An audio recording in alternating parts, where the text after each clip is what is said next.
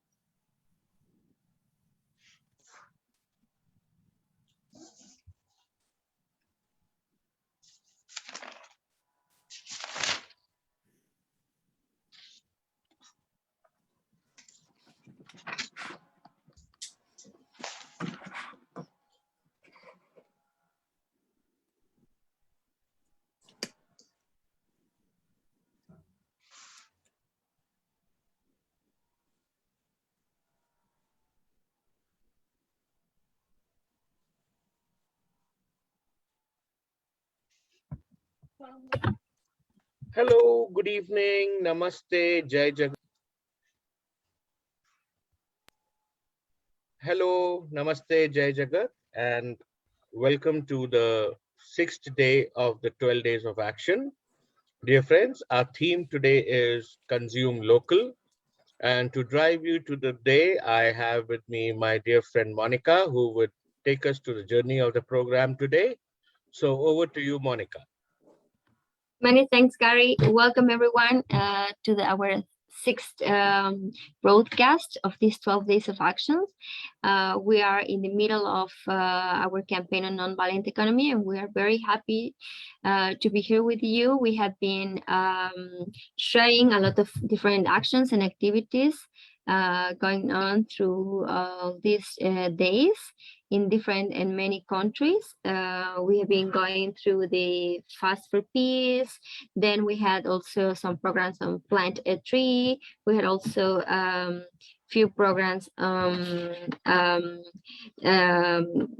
climate strike also in different countries led by young people, and that's how we have been also building this campaign with these different themes of action, but also with different events prepared by a lot of our Jai Jagat allies and friends who have been working for several months organizing different events around the nonviolent economy, how we can transit towards nonviolent economy from local initiatives. And today we're very happy to introduce you the theme on consume local, and we will hear from two friends who have a lot of experience on this topic, how we why it is important to consume local and how it is related to the nonviolent economy that we're trying to build together. So let's hear just let's watch a film, a musical video clip, and then we will go to present the highlights of this days of action, and then we will go to the panel discussion on the consuming local. So stay with us for 1 hour and a half, more or less.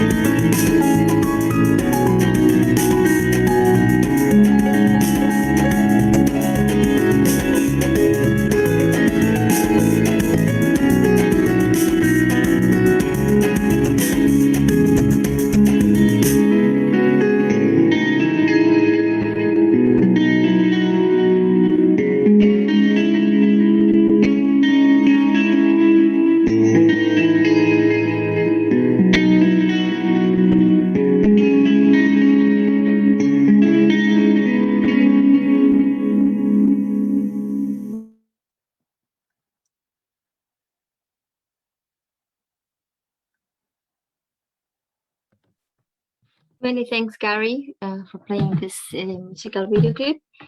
And welcome everyone again.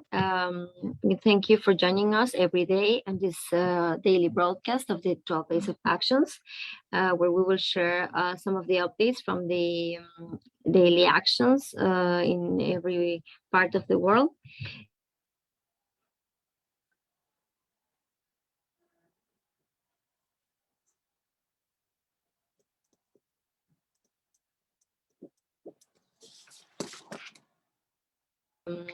Has launched a relay fast for these 12 days where different people, teachers and activists, and have been joining this fast, and they are sharing a short message of why they are fasting and why they think it's important to send this message across the world of peace and justice.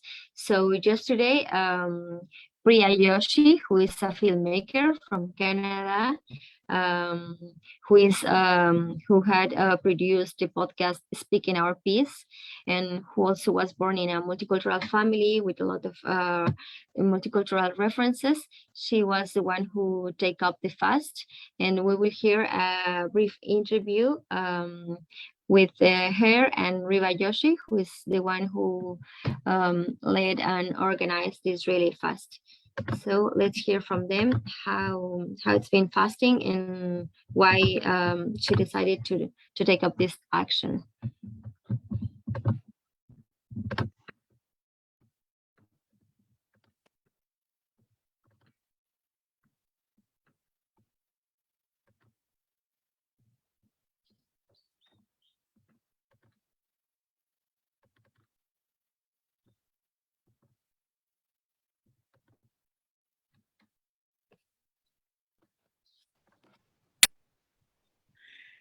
All right, today is September 25th, and our principal faster in the North American Relay Fast today is Priya Joshi. And Priya is an activist living in Seattle, Washington in the United States. So she's our first American faster in this year's North American Relay Fast. So welcome, Priya, and please do just tell us a little bit about your fast and anything you want to say about how you're feeling about doing this fast. Thank you. I guess I should just start by saying that I feel really grateful and excited to be included, participating in something like this with other people from around the continent, but also knowing this is in solidarity with the fast that happens in different parts of the world is it feels like I'm contributing to something that is bigger than myself, and that makes me feel really proud. So I think first and foremost, there is a really deep level of gratitude to just be invited and to be encouraged to participate in something like this. I would say that so far, my fast is going well. It's still fairly early in the morning. But already I have had really awesome moments of just thinking intentionally about my chosen fasting focus because fasting is outside of my routine. I woke up this morning and the first thing I thought was, all right, I know what's in the fridge, and oh yes, I'm fasting. And that gave me an opportunity and a reminder to be present in the moment rather than going through the motions of going to my fridge and feeding myself like I normally would. And to keep in mind that there's a reason I'm choosing to do this. My chosen fasting, I don't know if you can really call it a goal, but just the reason that I chose to fast was for the end of all forms of oppression. And to kind of elaborate on that, What I mean is, I know there are ways that we talk about oppression. We talk about patriarchy, we talk about white supremacy. I mean, I think we could talk about them more, but we should continue to talk about these things. I also am fasting for the way that the earth is oppressed by humans, by the way that the other denizens of this earth are oppressed by humans, animal and plant life. And I also feel that or witness that humans oppress themselves, their, true nature, or their wills, their natural sort of wills and drives become oppressed by the way that society acts upon us. So I'm hoping that through the intentional thinking that I will experience today, I can continue to find new ways to undo the pains caused by oppression in my community and in my world. Thanks so much, Priya. That was amazing. So we will be back tomorrow with the next installment in the North American Relay Fast. Thanks, everyone. Thank you. So that was the Just Really Fast, and I'm sure tomorrow we will have another friend from Canada who will also fast. And friends, if you also want to join from your countries, from your locations, you can also still do a fast or do any of our programs and share the message with us, and we will also share it across the global network. Then we also, as every day, as you know, on the 21st of September, 100 of padiatras of marches in India flag off from different districts. So today we're also sharing some of the highlights of today's marches across India, and we will hear from Gary some of these, and we will see some of the main photographs to see how the marches are going. Over you, Gary. Thank you, Monica. Friends, I'll be sharing with you the update of today, which is the 6th day of the 12th day of action, and the 6th day also of the 100 marches going around the world. So halfway through the 12 days of action, on the 6th day of the foot marches, many marches went through the tribal villages in India, keeping the theme in mind, which is consume local. The discussion was focused on consuming local and to boycott plastics. In Vijaypur district of Madhya Pradesh, which is in India, the marchers listened to the problems that the villagers are facing right now due to the floods. They could understand that this is also an impact of climate change, and also because of the illegal smuggling of sand by the land mafia in Madhya Pradesh especially.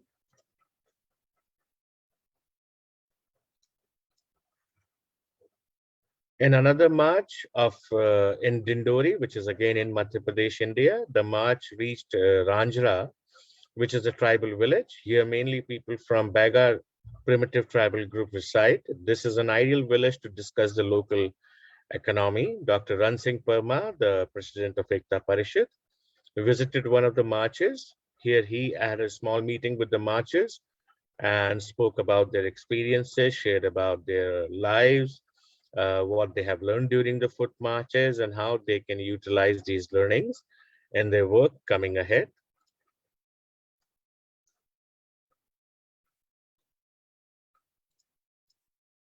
Some foot marchers had to take a halt due to rain, but they also utilized this time to sing and spread the message of peace and non-violence. The day was marked with various discussions on local economy and how to strengthen it.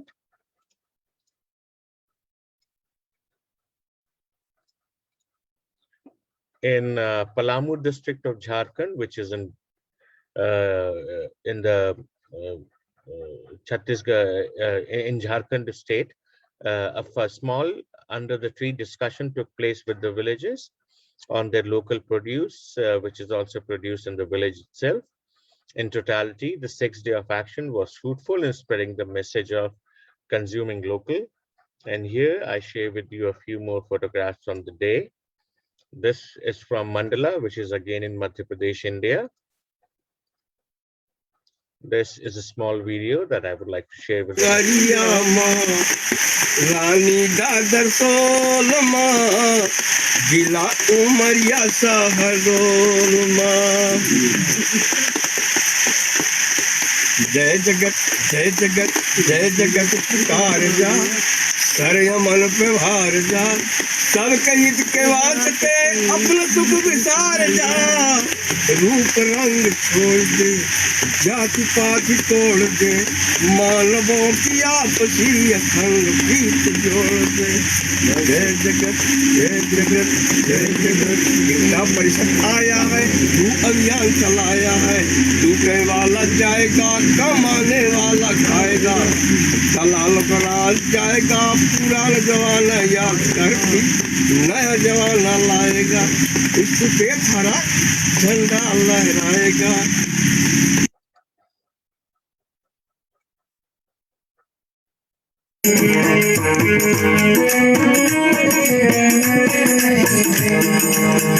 धरती माँ को हमें तो बचा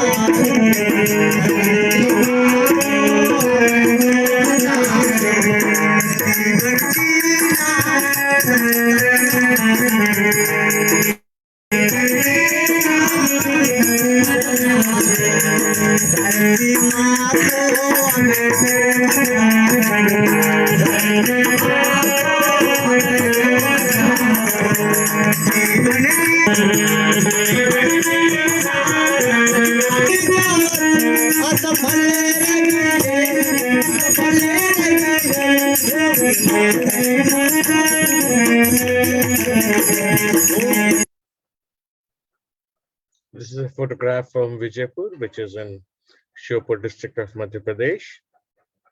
This is again the photograph where the people are respecting the people who are on the march. And this photo is from the Chilka, Odisha state of Madhya Pradesh, of India. So that was the update for day 6. Over to you, Monica. Thank you very much. Monica, you're muted. Can you please unmute yourself? Yeah, sorry. Now, many thanks, Gary, for these updates from the marches. We will keep updating on how is it going, and we're really looking forward to see how all these marches come together on 2nd of October. And then going and moving to Mexico. Yesterday, there was a virtual exhibition of photographs called A Glimpse of Peace from the Eyes of Women Who Struggle. So this was, this is a collective exhibition of photographs taken by women. These are women in search of truth, justice, and rights of other women, and they were sharing with these photographs how they see the peace, how they see the justice, and how they see to live a happy life for everyone. And I will just introduce this exhibition and some of these pictures, so you can also maybe in case you are interested, you can see all the photographs on our Facebook page. But here are some of these photos. This is one of a small girl who is also in a place called Guerrero, and yeah, for some women, this girl means peace. No, all the new generation of people and how we do education. For them, that means peace.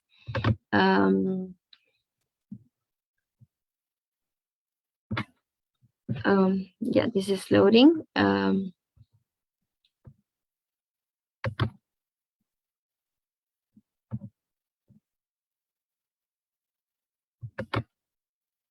Okay, here we have another of talking actually about consuming local and producing local. This is a woman who also is feeding a lot of children. another small girl. Again, with the kitchen and local producers from Mexico. And also women working the land.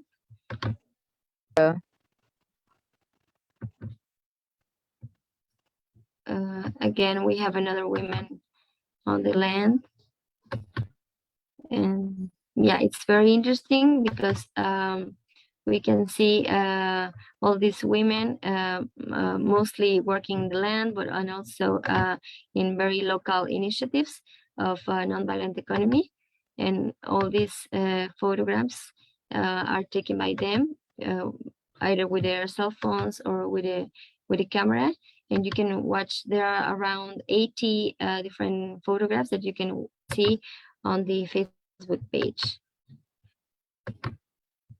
So yeah, well done for our Mexican colleagues from the Ecumenic Center of Studies.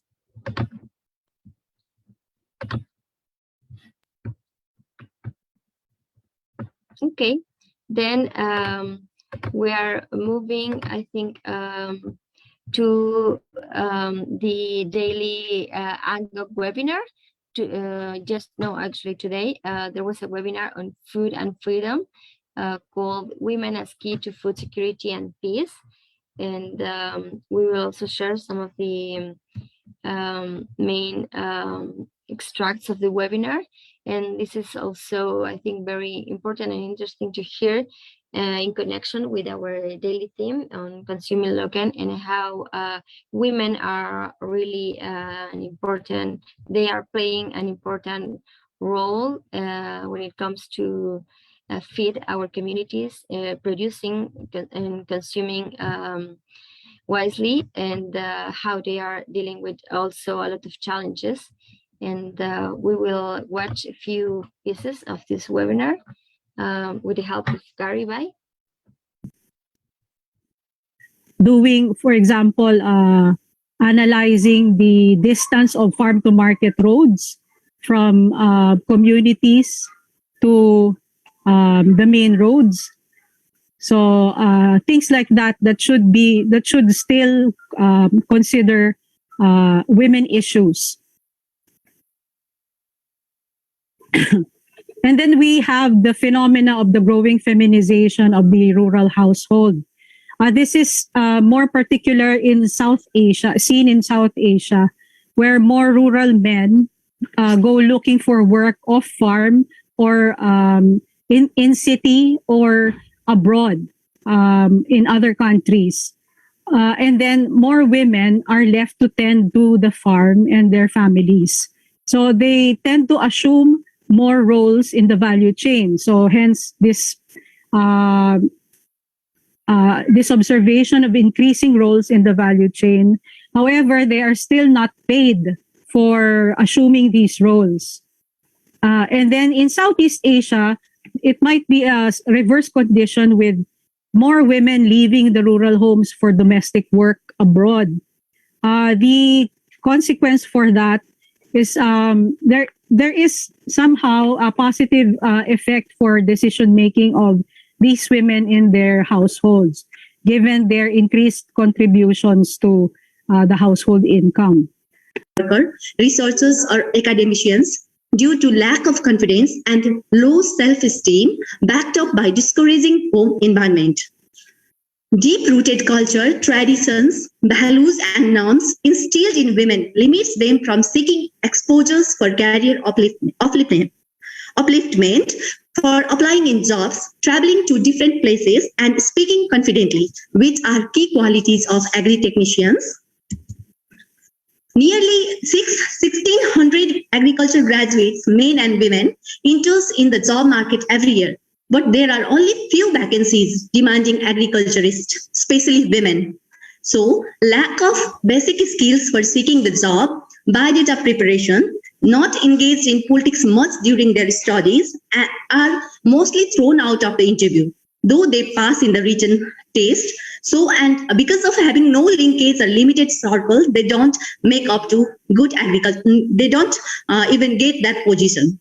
Women find it difficult to compete with men who are backed up by the family support, whether it be emotional or financial, to pursue bridge courses, careers, and further studies. And then to the family, but so where they left their family with women behind, in fact leaving nothing in hand. So this is the ultimately women is to manage, women is to ensure the food into the table and feed the family, elderly, particularly the children. So if someone going hungry, so we always say that hungry people, angry people, like this. So you cannot be in peace if you are not, someone is not fed full. So that is the ultimately women. And you know that Bangladesh is a country where we have the scarcity of land, we have scarcity of many things. So and the production, distribution, everything can be talked differently. So I am not going to touch upon all this sector.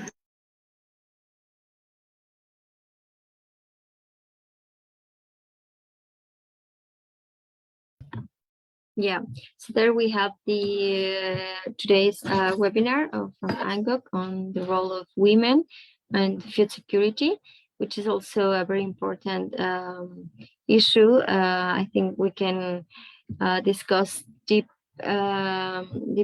on our panel discussion also.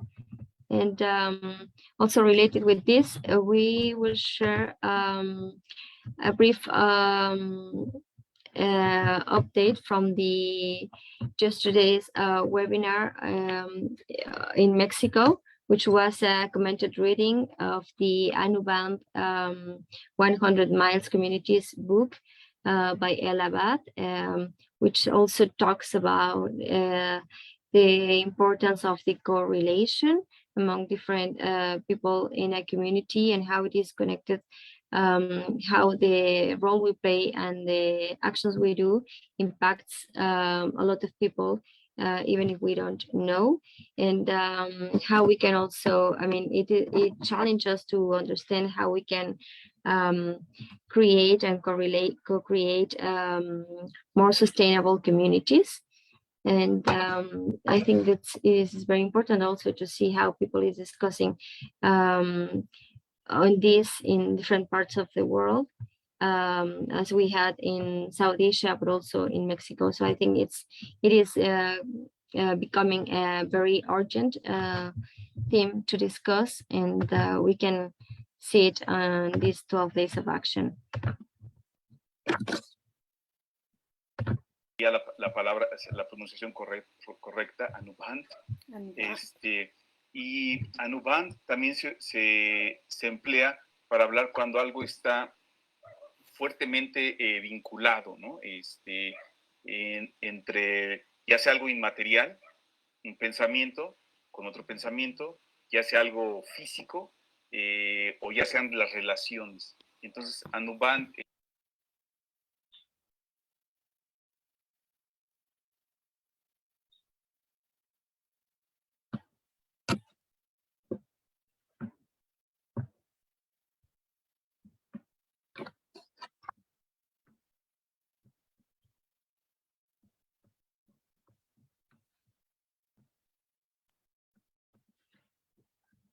Okay, yeah, I mean, it's taking a bit to loading the video, but as it is in Spanish also, I mean, sorry for the ones who don't speak Spanish, but for the ones who does, you can also watch all these different webinars on our Facebook page, and you can find there all the full and complete material.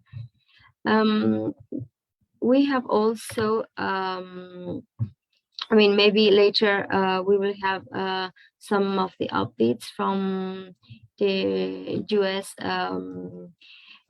strikes, and also we will have maybe also some of the updates from the Senegal side of on the last programs of sharing a meal.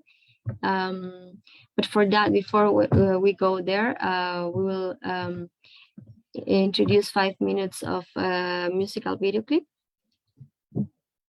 And then we will also continue with our panel discussion on our daily theme on consuming local.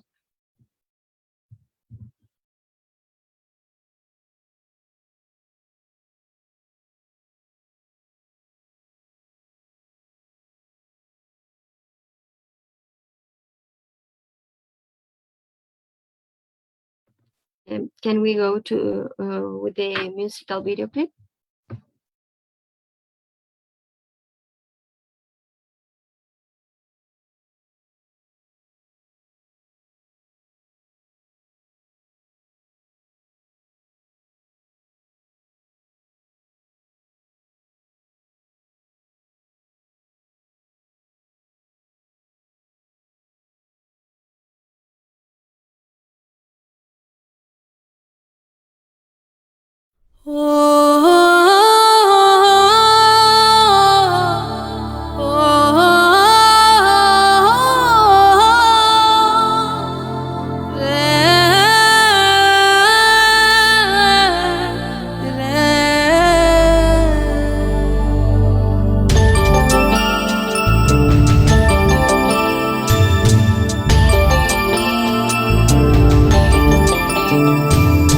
Gandhi बाबा कानून से लड़े हो, गांधी बाबा कानून से लड़े, गांधी बाबा कानून से लड़े हो, गांधी बाबा कानून से लड़े, बड़ बड़ सिपाही बंदूक से लड़े, बड़ बड़ सिपाही बंदूक से लड़े, गांधी बाबा कानून से लड़े हो, गांधी बाबा कानून से लड़े।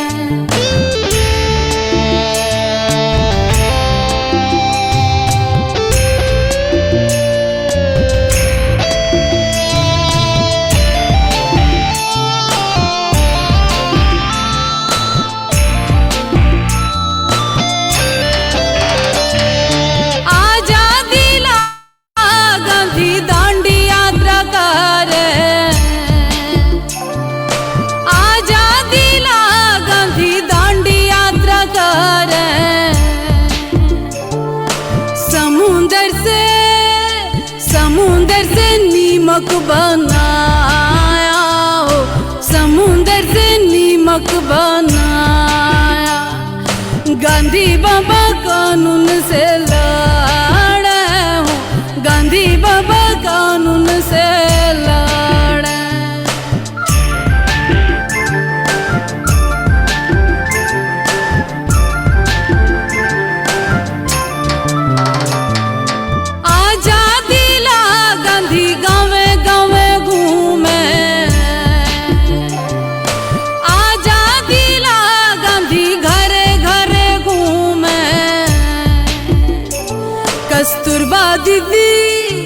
कस्तूरबा दीदी संगे संगे चाले हो, कस्तूरबा दीदी डुगुर डुगुर डोले, गांधी बाबा कानून से लड़े हो, गांधी बाबा कानून से लड़े।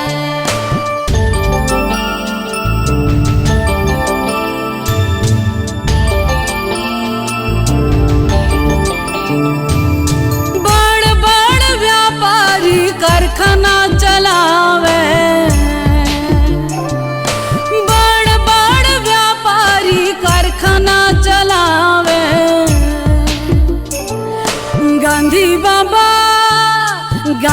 बाबा चरखा चलाए हो, गांधी बाबा चरखा चलाए, गांधी बाबा कानून से लड़े हो, गांधी बाबा कानून से लड़े, बड़ बड़ सिपाही बंदूक से लड़े, बड़ बड़ सिपाही बंदूक से लड़े, गांधी बाबा कानून से लड़े हो, गांधी बाबा चरखा चलाए।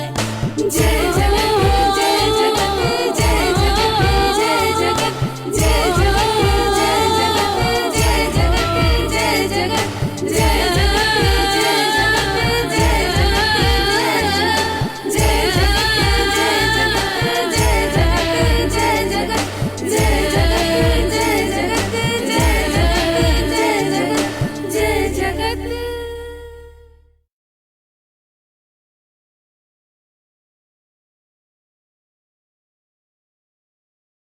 शान्ति आमे चाहूं आमे हिंसा चाहूं ना क्षमा में चाहूं प्रतिहिंसा लोडू ना। नमस्कार, मु डली ओडिशारू आसीछि ए जय जगत यात्रा रे सामिल होबा पई एवं ए जय जगत यात्रा रु जहाँ शिखिबि ताकू किभଳି भाबरे ओडिसा रे मु प्रचार करिबि सेथि पई ए जय जगत यात्रा रे मु सामिल हेछि। शांति आमे चाहूं आमे हिंसा चाहूं ना क्षमा में चाहूं प्रतिहिंसा लोडू ना। शांति आमे चाहूं आमे हिंसा चाहूं ना क्षमा में चाहूं प्रतिहिंसा लोडू ना। सर्व ऊर्ध्वे रखे मानविक धर्म साधुता निष्ठारे करि जीवा कर्म। सर्व ऊर्ध्वे रखे मानविक धर्म साधुता निष्ठारे करि जीवा कर्म। न्याय आमे चाहूं आमे अन्याय चाहूं ना क्षमा में चाहूं प्रतिहिंसा लोडू ना। शांति आमे चाहूं आमे हिंसा चाहूं ना क्षमा में चाहूं प्रतिहिंसा लोडू ना। मानविक धर्म छाड़ी चलिबुनी हिंस्र पशु भଳି किछि करिबुनी। मानविक धर्म छाड़ी चलिबुनी हिंस्र पशु भଳି किछि करिबुनी। स्नेह आमे चाहूं आमे रक्त चाहूं ना क्षमा में चाहूं प्रतिहिंसा लोडू ना। शांति आमे चाहूं आमे हिंसा चाहूं ना क्षमा में चाहूं प्रतिहिंसा लोडू ना। प्रतिहिंसा लोडू ना प्रतिहिंसा लोडू ना।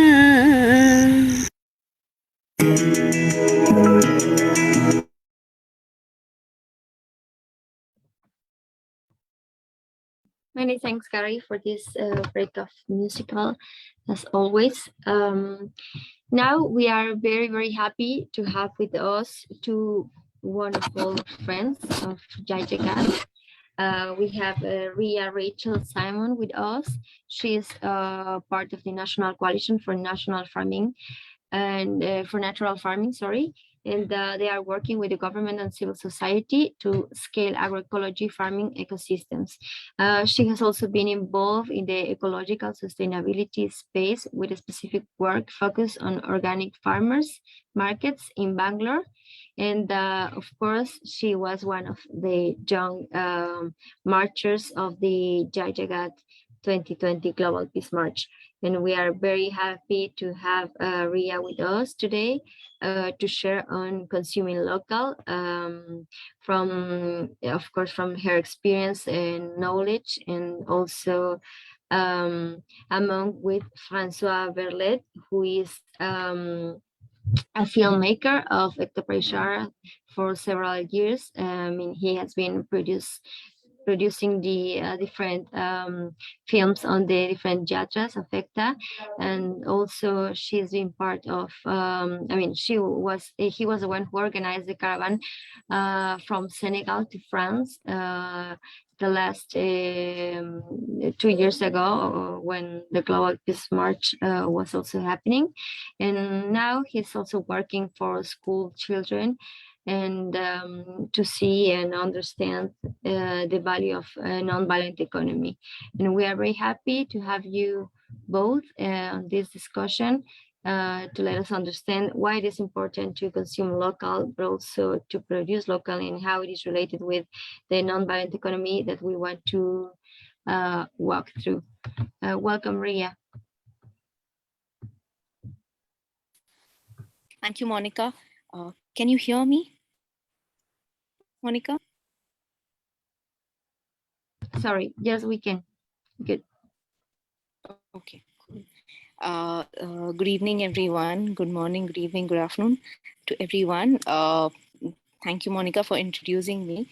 I am in a kind of a different, weird logistical situation right now, so my internet might drop. Please let me know if it goes off in between. Okay. So thank you so much for hosting this particular event. Thank the Jagat team for hosting this event, because consuming local becomes, as we move forward every day, the subject becomes even more relevant from multiple aspects. And I think today's discussion, in today's discussion, Francois and I will try to go in deeper into how into the different aspects of consuming local, not just from a food angle, but also from transportation, from economy, and how it impacts not just ourselves, but also how it impacts the environment, the people around, what kind of an impact it has for the people as well. So with this, I would like to invite Francois to share his experiences of so many years with so many different groups and experiments that have happened across the world on the subject of local, rather. So I would invite Francois to take the conversation forward. Yeah. Yes, good evening. I'm very happy to meet all of you. So yes, I've been working for the past 30 years concerning a nonviolent economy, and it's definitely a very important topic. And I think speaking of local, consuming local, I will first introduce one of my very close friends. His name is Stéphane Dino. That's the guy with his vegetables here. And that was about 10 years ago. He did a very interesting work. He decided for 1 year to consume 100% of local food. That was within 100 kilometers around his place, a small village town called Castelnaudary. It's in the south of France, close to Toulouse. And that was really very interesting, because when you consume 100% local, this means you have no cane sugar for us. You don't have coffee, you don't have chocolate, as we don't produce them in the south of France. But you do have honey, you have local products you can consume. And while he was doing that, he was also putting some information on the internet about who were these producers, these local producers. And that really worked very well. You know, it was a very good way to make people aware of local, consuming local.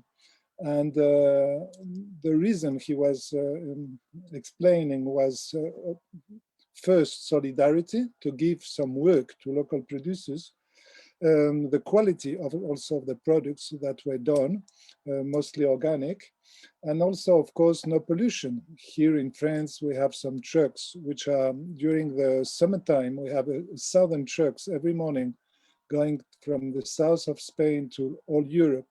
And you can imagine what is the pollution which is done by all these trucks, no? So that was really interesting. And after that, he started locally again, a kind of network where the local producers will directly sell their food to consumers.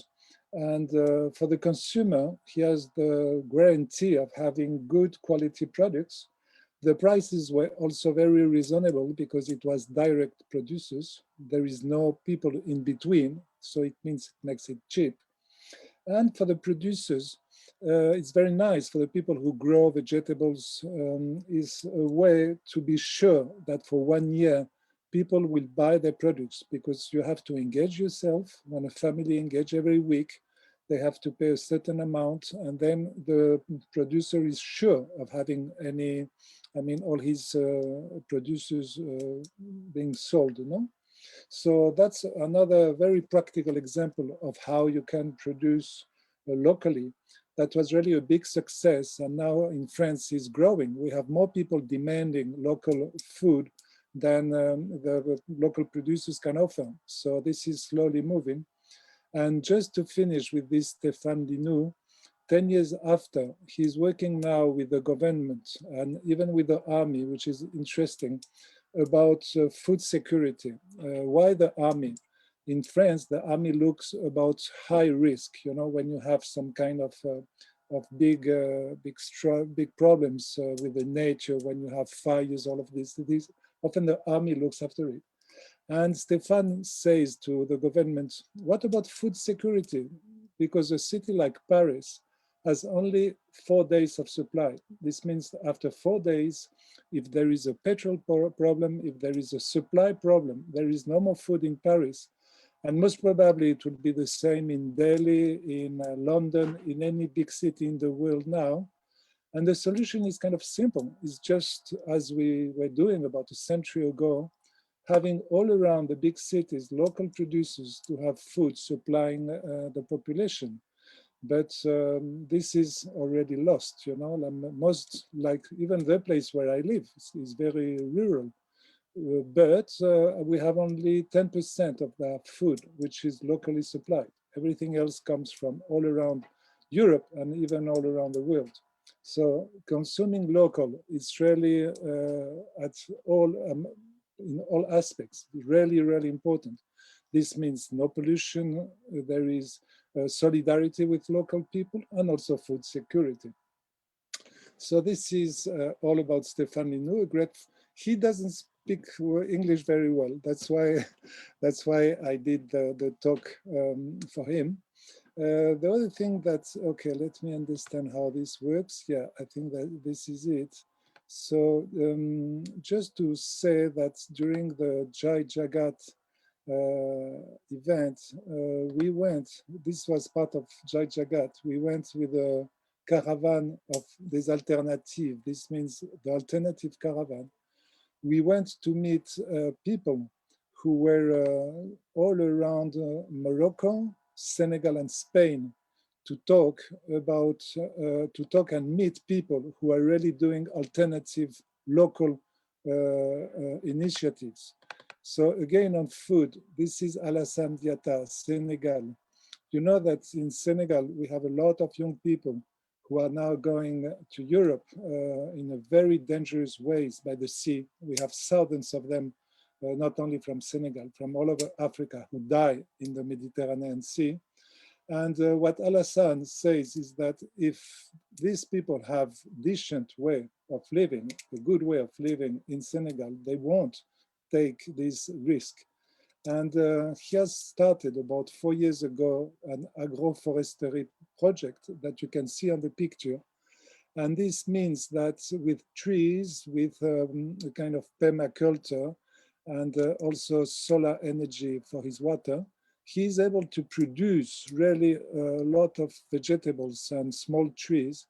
And now times he's giving work to 6 families, and he's training people from all over Senegal in his area. And this small plantation is not that big, you know, it's about 4 acres, is now producing really, really well. So that's an example of local producers. After speaking of local consuming, we speak about local producers. And then I will share with you another, this is a fantastic woman that we met in Morocco. That was during the caravan of alternatives. So her name is Zineb. And Zineb, that was about 20 years ago. She took a very dry land and she make it so beautiful using permaculture. This is close to Rabat in Morocco. And you know that during the summertime in Morocco, it's very, very hot, but using permaculture, she maintained the high level of humidity for the soil. And again, this plantation is working very well, giving work to families. And now together with other friends, they have developed the agroecology network in Morocco. This is 60 farms. And people are now coming from all over Morocco to train with her in permaculture. She's training a lot of people and it's really a success. And she's a Sufi woman, so she's really considered in Morocco as a kind of saint, even she's very simple. So that was really one of the beautiful meetings we have with the Caravan des Alternatives. That was at the beginning of last year. And I will just finish my presentation with an example which is very close to India, that maybe some of you know. This is Sarvodaya movement. This is in Sri Lanka. Mr.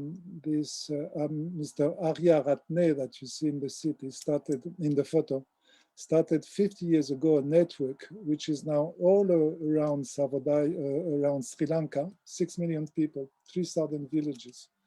And this is very interesting. It's based on village societies, which are very often started by women, and they have their own banking system. And this really promotes local economy. This means producing and consuming local. This has to see with growing vegetables, having some animals for the milk. And this has really developed very well. And it's such an inspiring movement because 6 million is kind of a number. You know, this is really the way Gandhi thought of economy, economy as being local. And yes, we are really pushing now towards this local economy, which is nonviolent, because it means that this is really respecting the nature, respecting the people also, the solidarity which goes with this local consuming is so important. And in France, we have really very interesting people who work on this topic, because when we speak of consuming local, it's not only the food. This means, for example, in France, we used to have good factories for doing furniture, doing clothing, doing, 80% of all our needs can be produced locally. And that was, again, a Gandhian concept. Everything you can do in the village, do it in the village.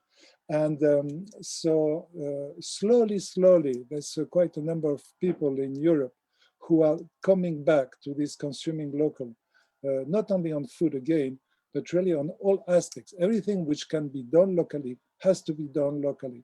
This is good for the people who work. This is good for the pollution. There is no petrol going. I mean, you don't have to spend so much in transport all around.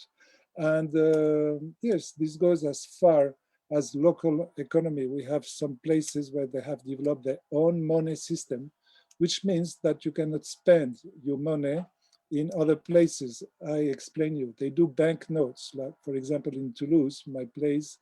They have these violets. It's from the flower. And so you can spend violets in shops and people who accept this money, who accept the exchange. But if you go to Paris with these banknotes, they are no use. You can spend them only locally. And this really helps consuming local. It's another way to really encourage this kind of system.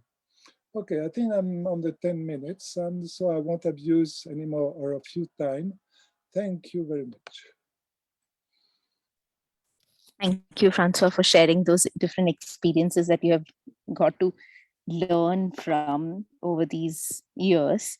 I think there are like three key aspects to local, consuming local, that I could notice from what you were saying, but I'll come back to that once after this. So before moving forward with the discussion, I would just like to give a quick brief on the work that I have carried out over the years and what I'm primarily working on right now. So my name is Ria. I am based out of Bangalore, India. I work with the National Coalition for Natural Farming. We are an agency which is trying to scale natural farming in the country. Natural farming, in other words, agroecology-based farming. And one of the core principles of agroecology farming that we are trying to scale is the aspect of local, is the aspect of growing local, adaptable, and resilient food systems in the country, right? Not just in the country, but in the world. So the principle behind, so I would just like to bring it in like 3 pictures, which would kind of summarize some of the key points when it comes to consuming something local. So I would like to share my screen. First is, yes. Can you all see my screen? I hope you can all see my screen. Yes. So Yes, we can. Thanks. This, yes, I'm Monica. This is a Didi from Odisha, one of the states in India. She has her own kitchen garden where she's growing a bountiful of produced, which are mostly local. Local, when I say local, they are locally produced. They are indigenous to that region. They are suitable to the agroecological zone that it is being grown. Now, in India, at least, there is a practice that almost across the country, most of us consume wheat and rice. When the fact is, India is a country which has at least 20 agroecological zones. That means at one part of the country, if it is completely dry land, while the opposite side of the country would be completely green and lush green, right? So every region has adapted it towards geographical situation, physiological, geographical, climate, and all these aspects, based on which the food produced also has grown according to that, right? And the people who are living in those regions, for them, it is the best to consume most for their best nutrient balance in their bodies, right? So one of the aspects that we say is around nutrition. So so we got to interview this Didi over here, and one of the when we asked her, why are you practicing natural farming? Why are you doing agroecology based farming? Why are you planting these? This is a gourd variety, and there is papayas and all. Why are you planting these? The reason she says is that these are a nutrient. These are a local nutrition. They fill us with. They are more balanced, and they give us their nutrition. And nutrition becomes a very important factor there, because with pure just rice and wheat, it may be natural to the region, it may not be natural to the region. But then for a balanced diet, for a more nutritious and balanced diet, it becomes important for us to consume food which is grown at that particular region itself. Because the plant has adapted itself to the local scenario, and that is any day the most better for us when we are living in that local scenario. So she says that my children should get nutritious food, and that's her top priority. So she's growing her own kitchen garden, and from the kitchen garden, she gets daily supply from there. So this is at the small and marginal farmer section of the country, right?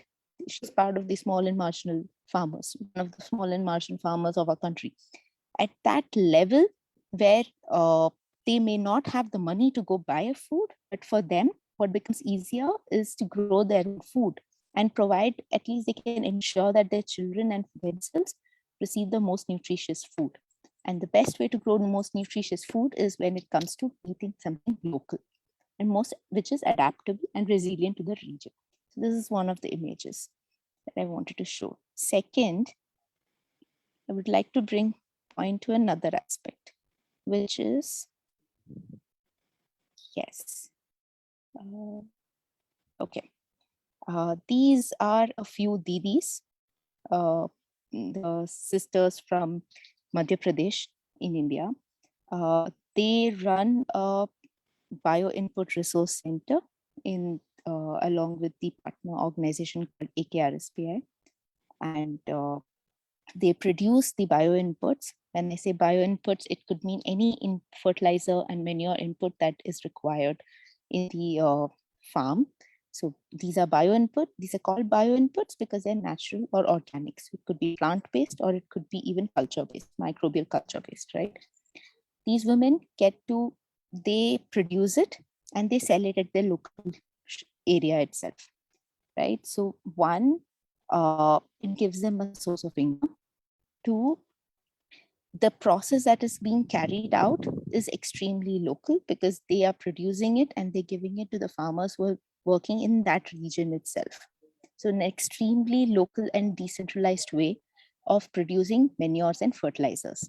Now, when I say manures and fertilizers, at least India, and I'm pretty sure a lot of the countries in the world, very much acclimatized to the aspects of the various multinational companies which come in when you say fertilizers, for example, right? Fertilizers and pesticides.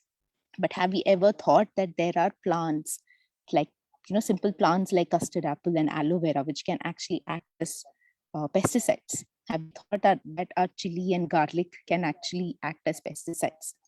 So instead of these ladies, these didis, depending upon those multinational companies for their farming practice, they are now able to produce their own manure and fertilizers. At the same time, they're able to sell it at their local region as well.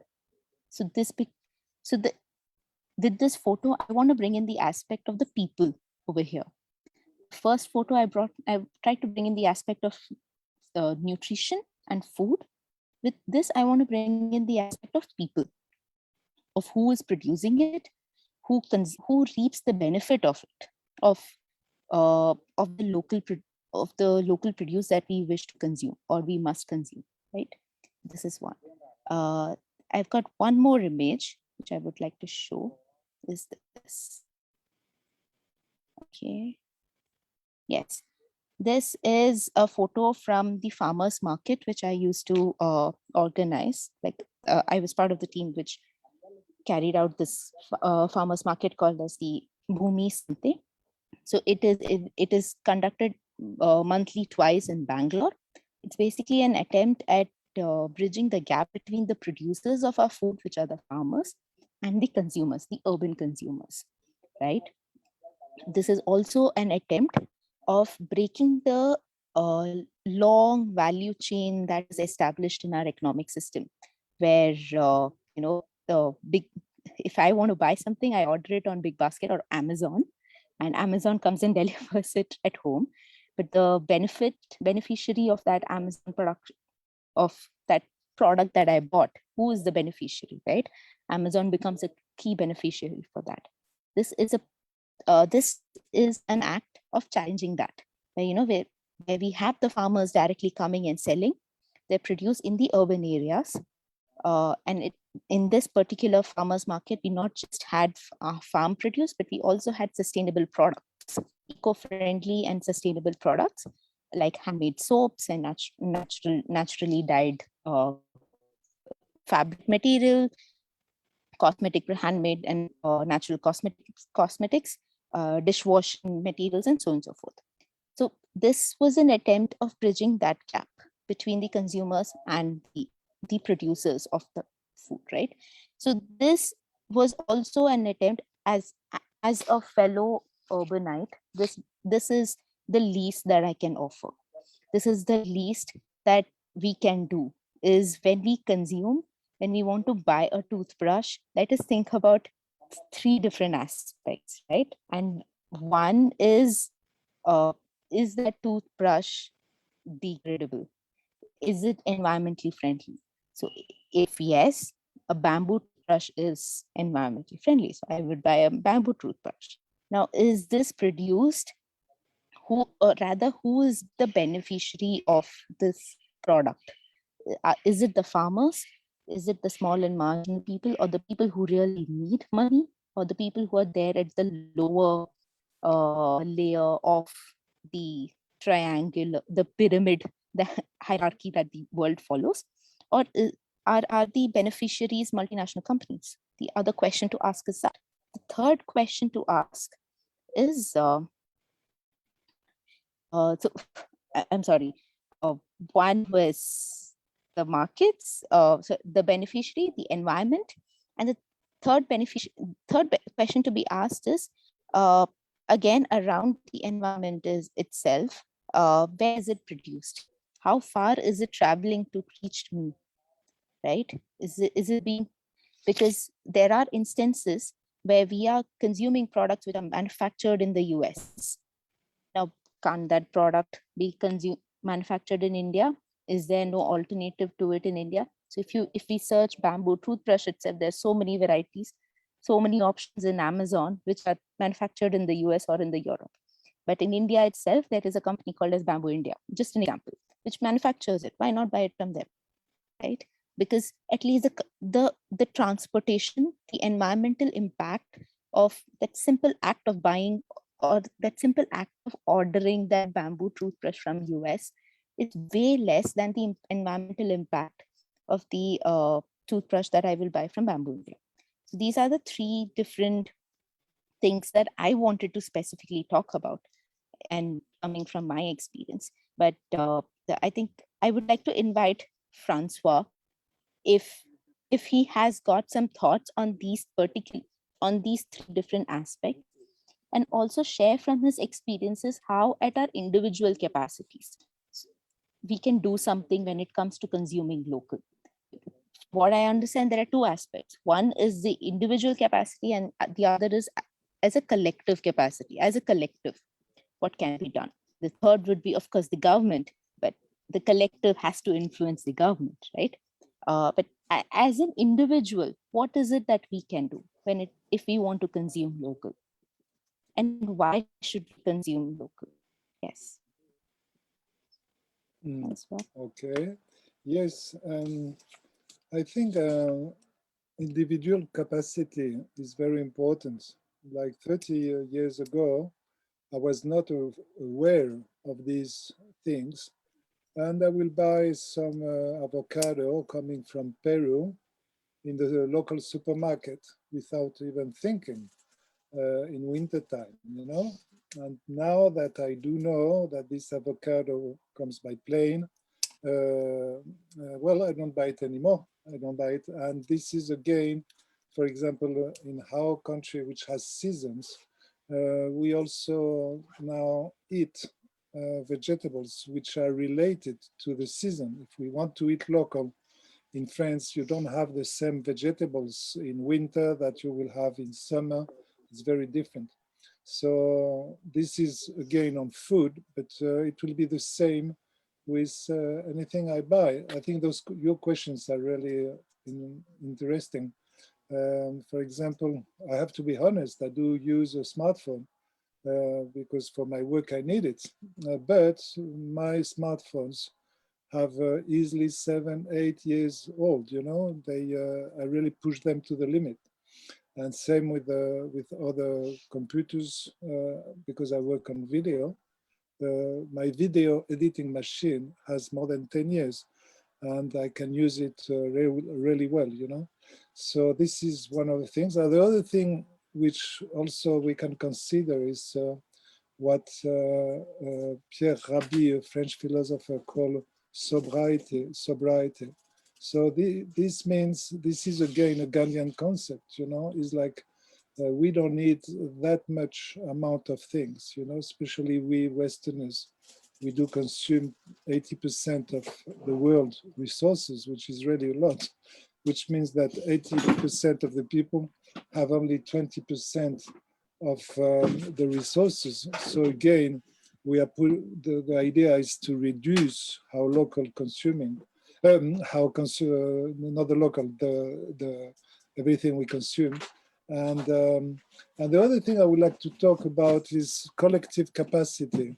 When we started these kind of local, we call them the baskets. We buy a basket every week for about 15 euros to local producers.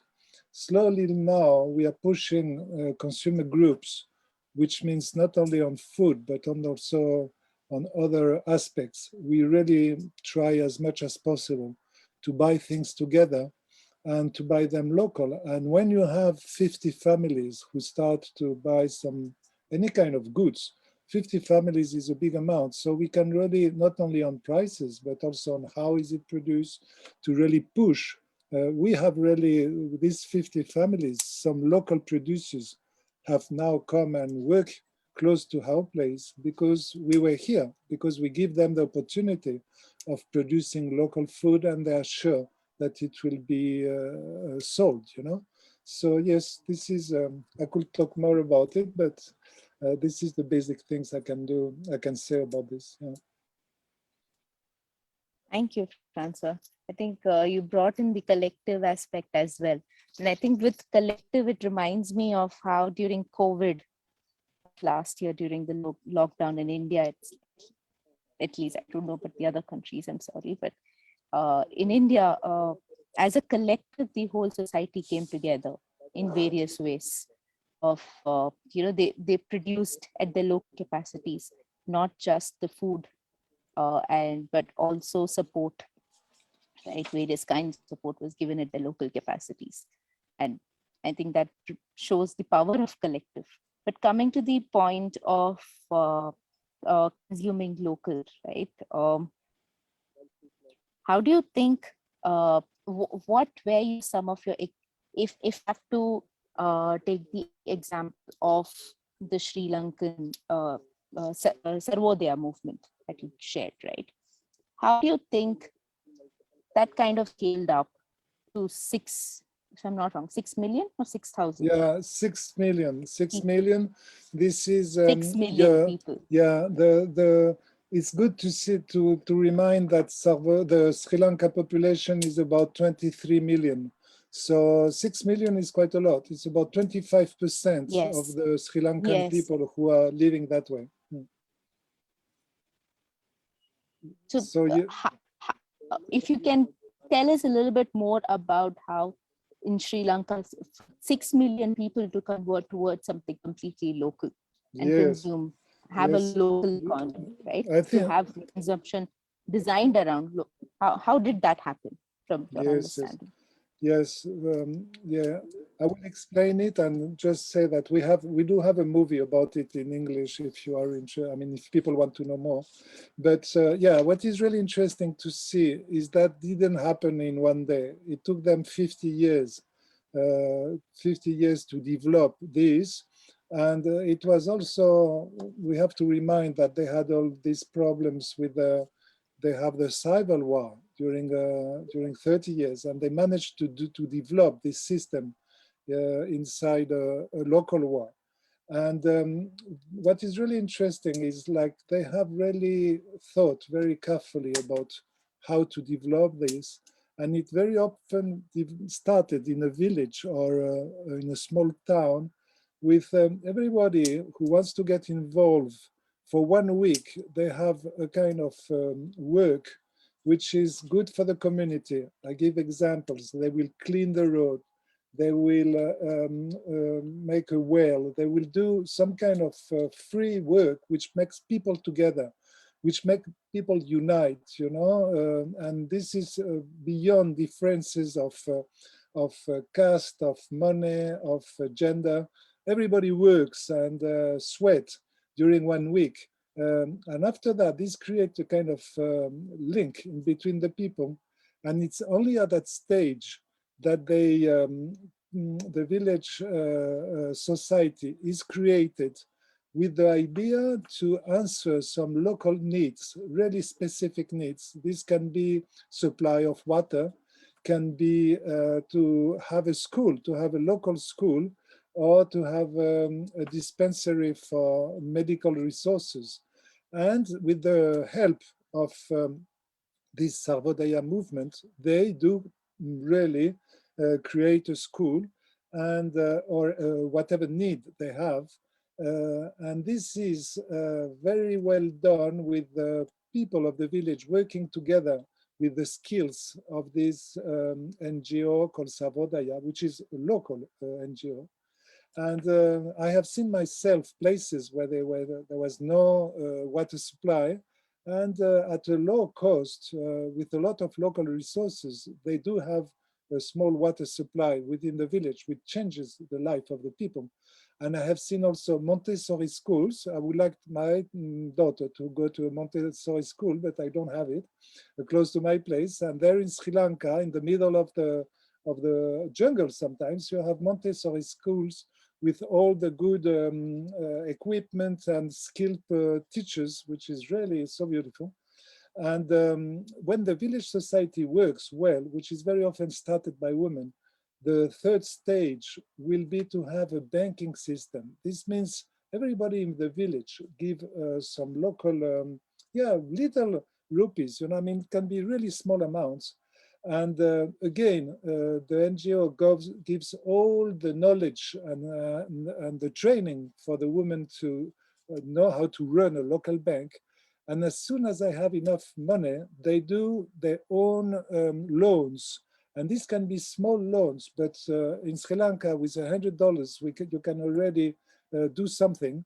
And if it works very well, if the money was the loan, they give more, they can go up to $500 and even to $1,000. And this really changes the life of the people doing loans within themselves with a 98% return of the money.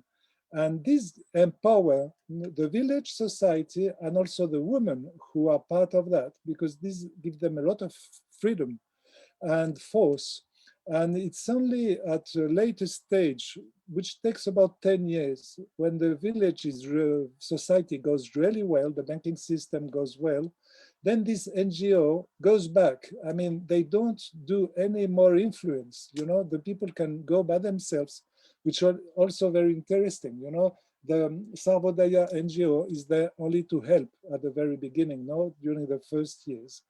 And what the men and women of this Sarvodaya movement told me, they said, look, it's true that we are strong in economy now, but the main force is the solidarity and the happiness that goes within ourselves, within our group. It's not only the economy, but it's also the happiness, the joy of acting together. And again, these societies and even the banking system has to be, they have to respect the environment, they have to respect there is no children working, they have really a high standard of ethics, and they really follow this line. And this is all about local economy. This means developing local economy, give them a total freedom. They don't rely, as some farmers do in other parts of the Sri Lanka or even in India. For example, for them, if the price of the corn, of the cotton goes up and down in the world market, for them there is no difference, because they produce locally, they don't have to export things. And if they have some kind of, a bit more than what they need, they will sell it at the local market. And I think this is really, really interesting to see how it works on all levels. And for us is an inspiring example, because this could happen anywhere. Yes, I think this reminds me of how individuals who are the producers are also consumers, right? The producers also need the means to enhance their livelihood, to continue their livelihood, right? So, and as a community, as a collective, when they're coming together. Yes, what I would say, Raya, is all of us, we all produce and consume. So not only thinking of the way we produce or we consume, but also the way we produce, I mean, for example, in my case, I'm working in video also. So how long do I keep my equipment? Do I really need to change this machine or that machine? I mean, at all levels, we can really work on also the way we produce, not only the consumer aspect. Yeah. Yes. So one is the way we produce, one becomes that. The other is when, as a consumer, if I can think through this, the money is going to that producer who's the farmer who's near my house, for example, right? That farmer is getting the most amount of revenue for that, because as we trickle down, in this trickle down economy, by the end, the producer gets the least amount of money. But from Sarvodaya example, what I noticed is that the money that they're getting is full, and they're getting to use it for their own development of the society itself. So the economy revolves around that community, and the reason why they need to consume local or produce and consume the local produce becomes evident from a money aspect, is what I've understood from the story. But yes, but like Francois, you just mentioned, how we produce becomes also very important, right? How we produce, and I think trade becomes a very big factor in today's world. Trade is contributing to a major factor. In this globalized world, things are produced at one part of the world. It is sent to the opposite part of the world for processing, and then sent back to the other part of the world for consumption, right? So how we produce becomes a certain important. So why do you think I, as an individual, should be focused on this aspect of how things are produced, and how the trade is happening? Like, where is it coming from? Should I really care about, where my apple is coming from? Is my apple coming from the south of India, like near Bangalore, or is it coming from US? In India, we get apples from US as well. So should I really think about that? Then if yes, why?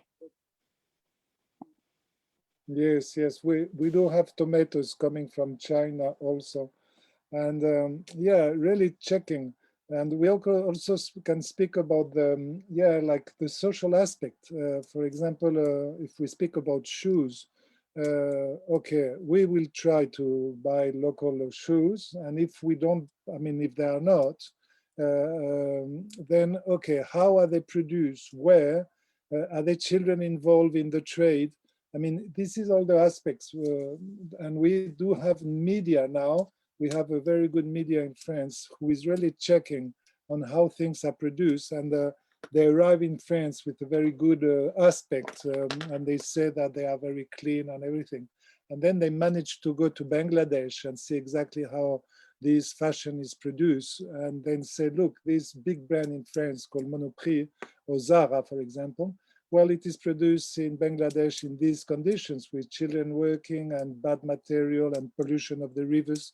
So this is also a responsibility we can have, especially people who are close to the media, to really help on checking on these things.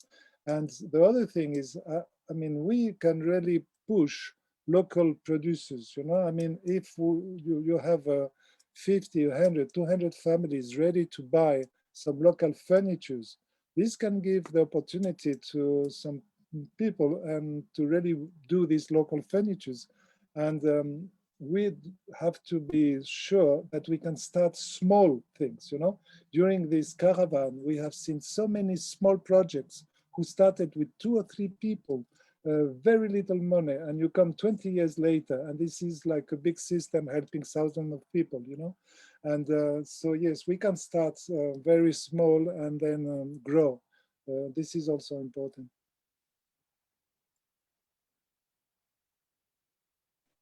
Yes, I think starting small reminds me of my experience in this, how I have treaded into this, right?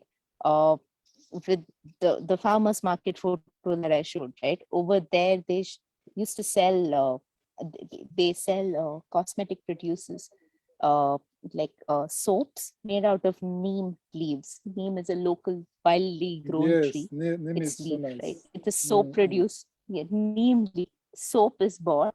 So I bought directly from there. So that's the smallest act that I did towards consuming local. I started off there, then I shifted my entire clothing. So I buy only khadi. Now I try to buy only khadi, but there are things that I can't. But I think starting small, that intention becomes more important in this case, right? To be able to start small at our own levels within like 2-3 friends. Because today, I think in this journey, it's been like 4 years since I'm in this process of slowly shifting to sustainable consumption.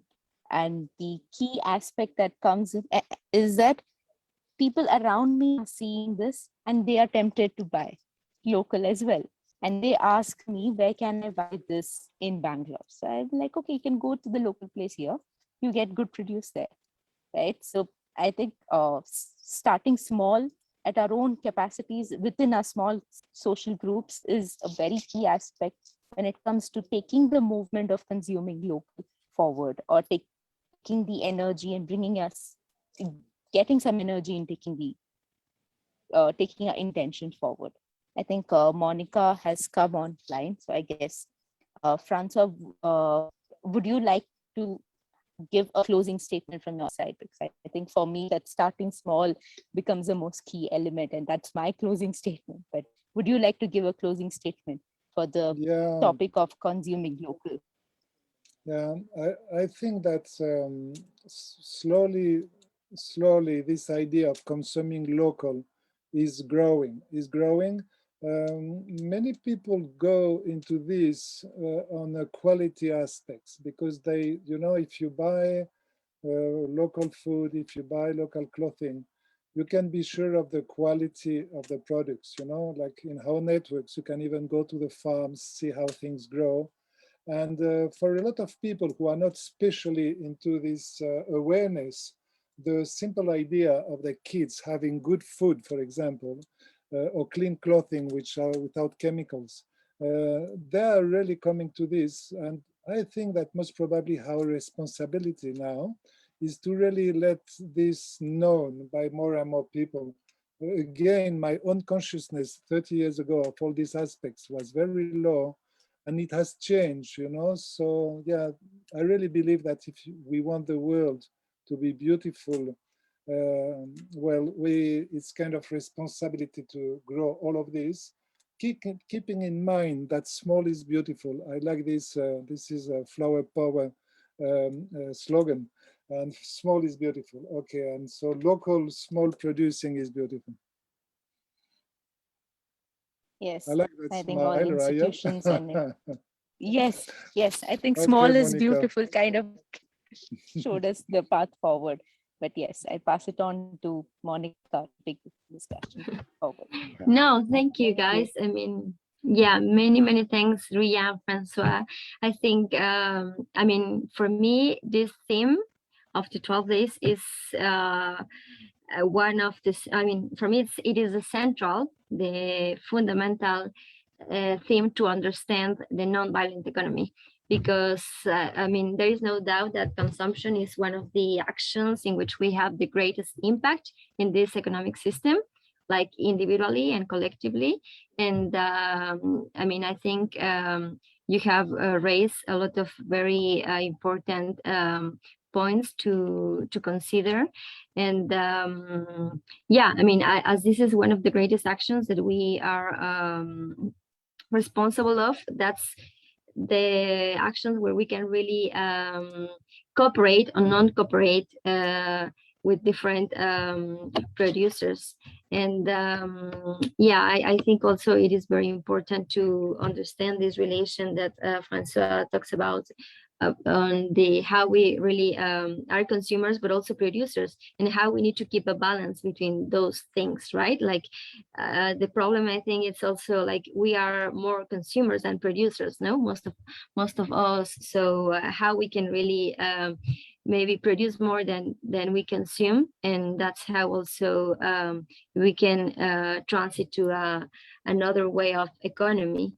And I think there are still, of course, a lot of challenges on this. It is maybe we can understand it very simple when we hear about all these wonderful initiatives and experiences, but it gets more complex when it comes to big cities, for example. How we can really I mean, we heard from some experiences also, but it gets very complex, right? How we can really give a proposal for big cities and people who is not that in touch with small producers, and how we can also build networks in those contexts, like more globalized, and where it is also more difficult, no? And it is always not always cheaper, for example, no? So I mean, there are a lot of other things around the consuming local that we can really add to the discussion.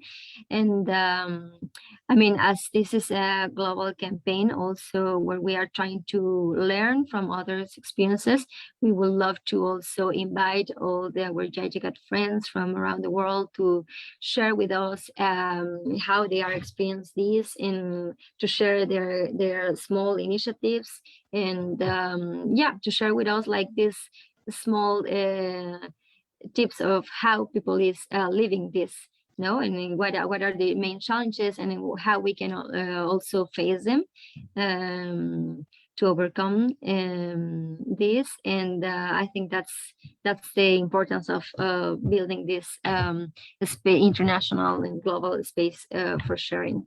So many thanks, Francois and Ria. It's been a great pleasure to hear from you, and also many thanks to our friends who are always every day joining us here on the Zoom, but also watching the live streaming on Facebook.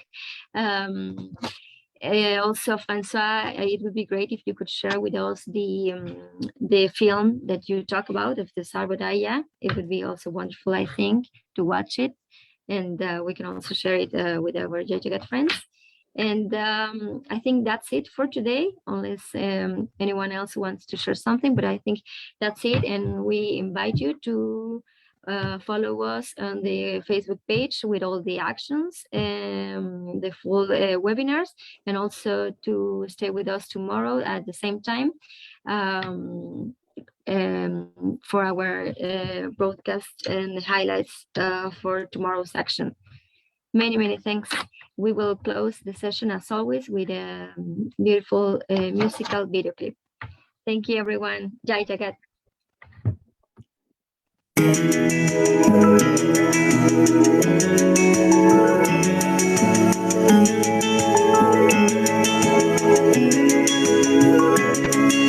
Sing along, Jai Jagat. Call along, Jai Jagat. Sing along, Jai Jagat. Call along, Jai Jagat. For peace, let the souls come alive. For justice and joy, come alive. Sing along, Jai Jagat. Call along, Jai Jagat. Sing along, Jai Jagat. Call along, Jai Jagat. Be the call of love, let love be enough. Victory to the world and no one to be lost. Be the call of love, let love be enough. Victory to the world and no one to be lost. Let color be no bar, let caste be no bar. Let love be the need of our, let the love for all be the bar. Winds of peace shall blow around, we shall all now sing along. Let the sun of love be strong, let the night of hate be gone. Let the night of hate be gone. Sing along, Jai Jagat. Call along, Jai Jagat. For peace, let the souls come alive. For justice and joy, come alive. Sing along, Jagat, call along, Jai Jagat, sing along, Jai Jagat, call along, Jai Jagat.